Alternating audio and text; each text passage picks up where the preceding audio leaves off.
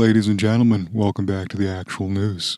I watch the news so you don't have to, but I'm going to assume this week that you saw the real headline story, which is that Elon Musk and Donald Trump are fighting.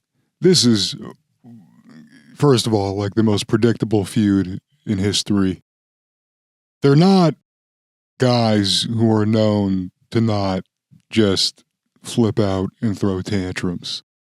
Like when they were first hanging out, they were on Hannity together. They did this whole like joint interview.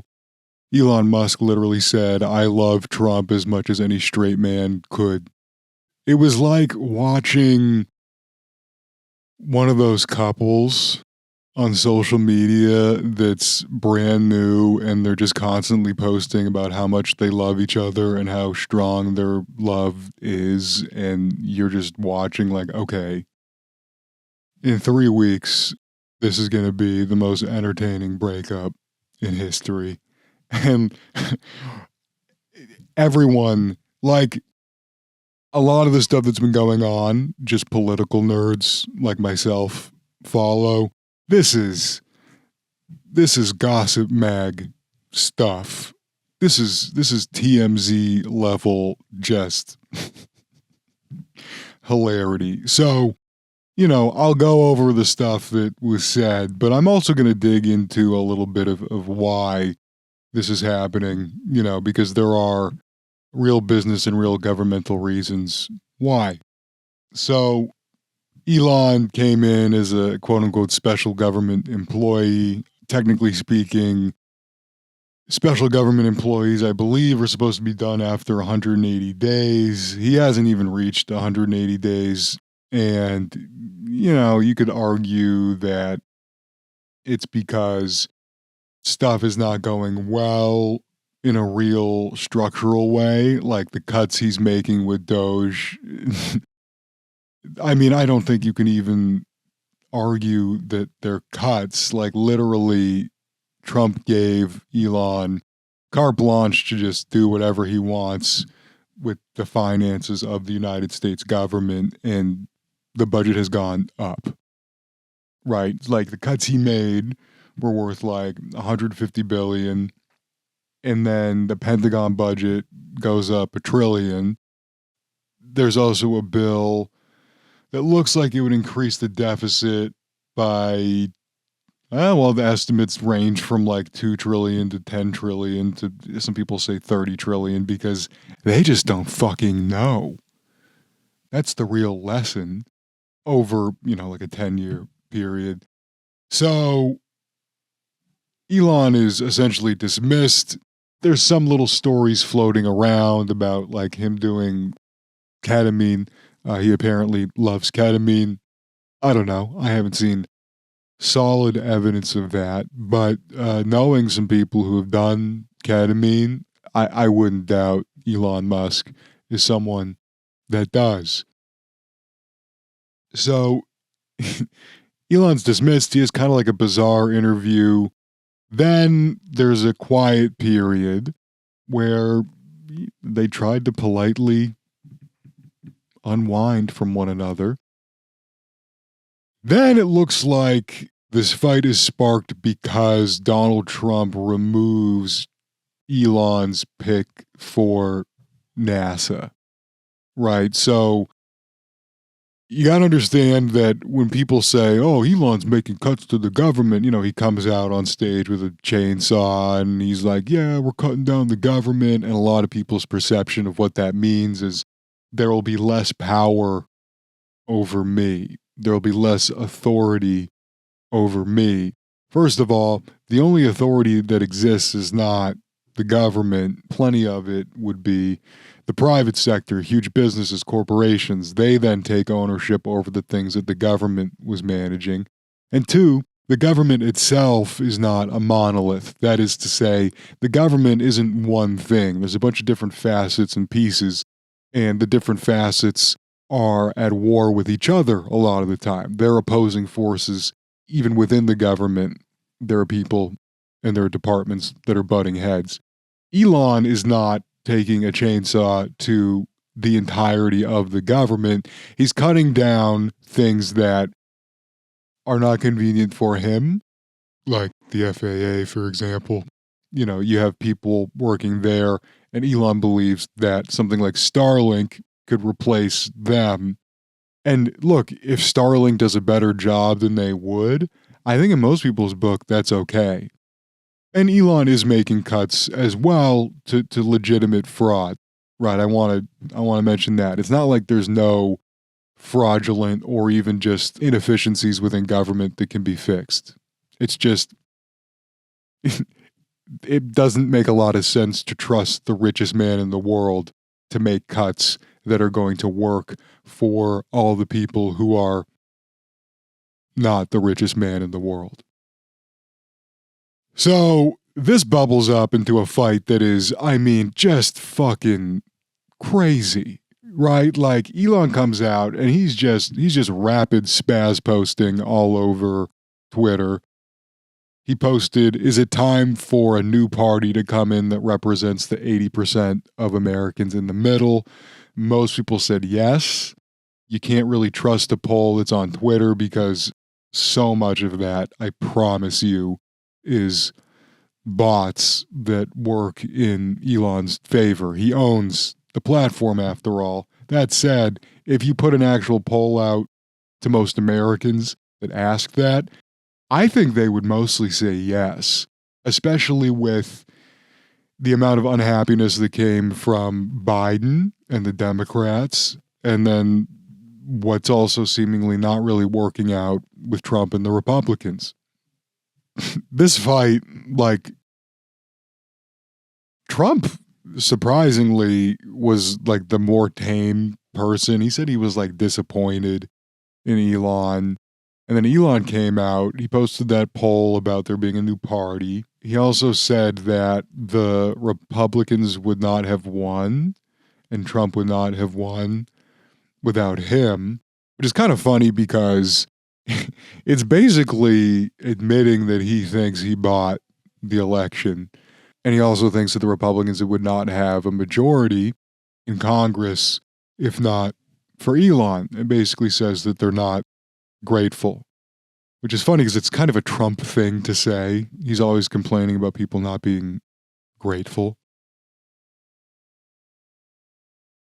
Then Elon comes out and drops what he describes as a really big bomb. He says that the reason the Epstein files have not been released is because Donald Trump is in them.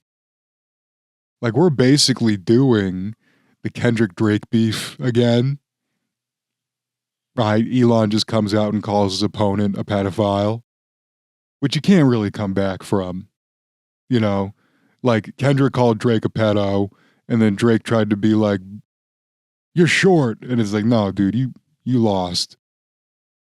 And look, I'm sure that's true. Like, there is beyond obvious evidence that Trump was involved with Jeffrey Epstein. I can't imagine. Epstein described Trump as his best friend for a period of time. Trump is in New York Magazine in like 2002 describing Jeffrey Epstein as a terrific guy. I think he also said in that interview that he likes his women younger. It's amazing. And look, if you want to be like partisan about this, Trump actually cut off Epstein the first time he went to prison for underage trafficking. And then after that period, he was at, or maybe it was just Ghislaine, but the Clintons maintained a relationship with him after that. Like, Epstein is more than anyone a great example of, as Carlin said, there's one big club, you're not in it.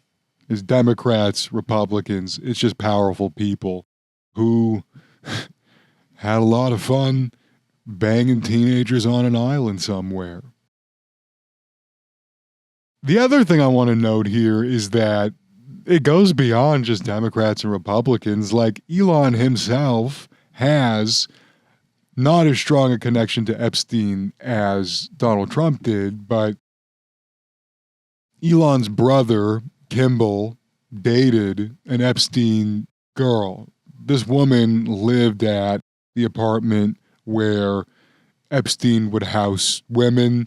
Kimball was on the board of SpaceX. It's an obvious play to just try to get involved in Elon's company.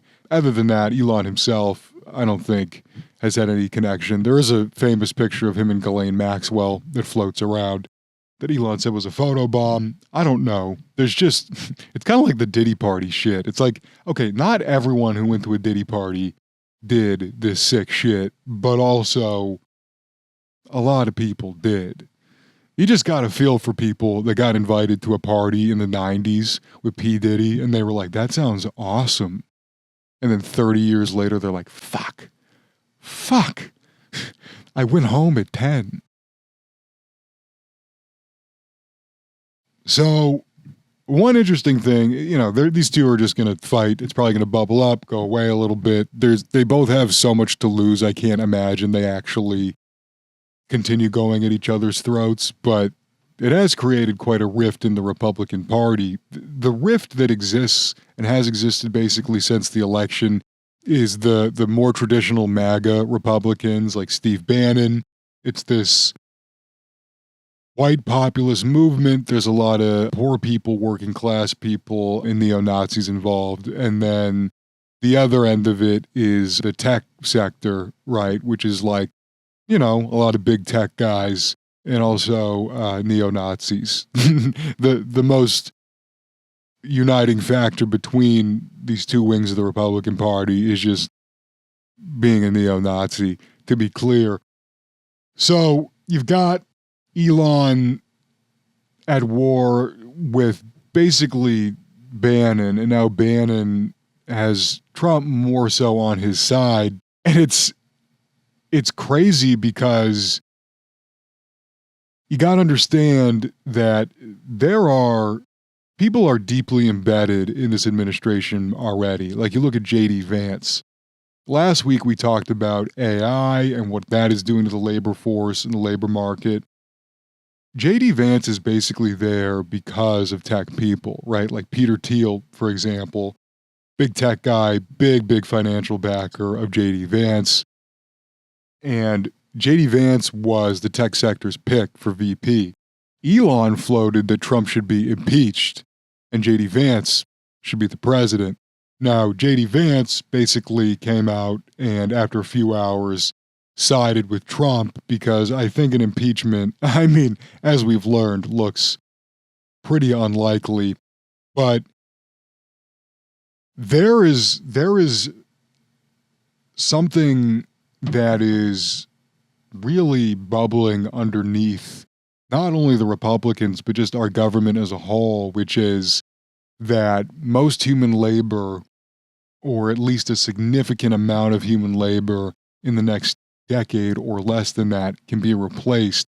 And this is not simply a war of attrition. It's not just two rich guys arguing.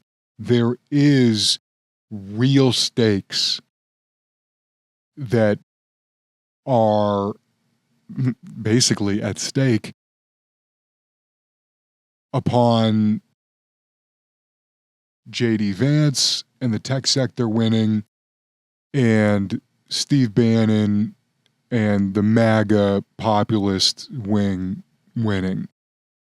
It's something that is going to develop and we need to keep an eye on, but for the time being, I would basically just enjoy this Maury episode we're watching where Donald Trump and Elon Musk are going to fight.